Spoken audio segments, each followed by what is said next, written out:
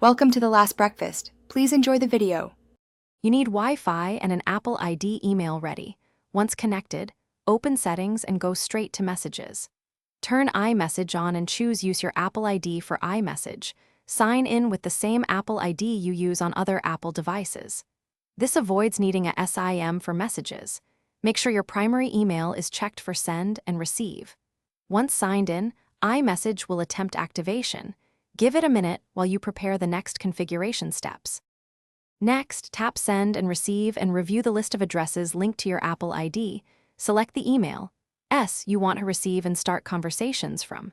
Choose a caller ID email so recipients see a consistent sender.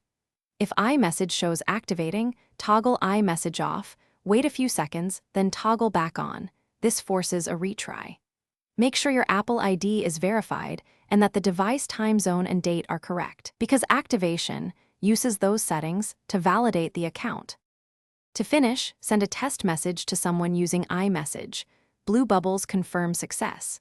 If you want synced history, enable messages in iCloud under Settings, right arrow Apple ID, right arrow iCloud. If messages fail or stay green, sign out of Messages and FaceTime, restart the iPhone, then sign back into your Apple ID. That one step often clears stuck activations. Also update iOS and verify Wi-Fi. These fixes resolve most remaining issues and explain why. Thanks for watching. If this was helpful, leave a like and consider subscribing. See you next time.